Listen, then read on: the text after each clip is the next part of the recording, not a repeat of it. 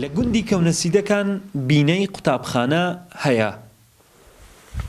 ئاڵای کوردستان و تابلۆی سەر بینەی قوتابخانەکە، خانووی هاوڵاتیان و قوتابخانە لێک جیا دەکاتەوە.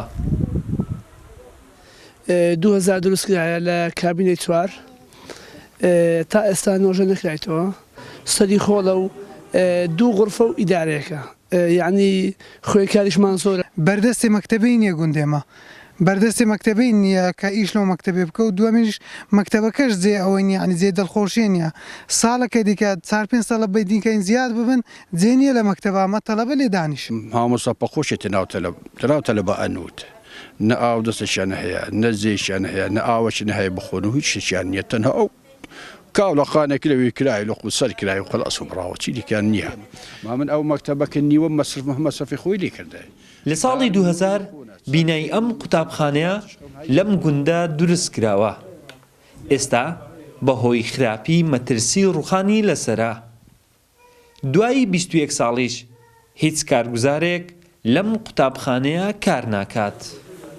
ئەوەی ئەم قوتابخانەیە پاک دەکاتەوە بەڕێوبەر و خودی خوێندکارانن.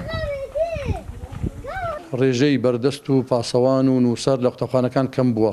قوتابخانە هەیە تا کوێستا ئێمە پاسەوانمان هەیە نە بەردەستمان هەیە، بەڵام لەبەرەوەی دامەزراندن نییە ناچارین دەبێ بەڕێوبەری قوتابخانە خۆی بتوانێت ئیش و کارەکان و قوتابیان ڕابێنێ لەوەی کە پاک و خاوێن قوتابخانەکان پاک و خاوێن ڕابژیرێن.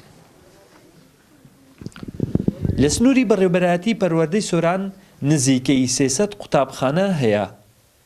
بەشێکی زۆری بینەی قوتابخانەکانی سنووری برادۆست بەم شێوازن کە ڕۆژانە بە سیستەمی سویدی تێدا وانە دەخوێندرێت.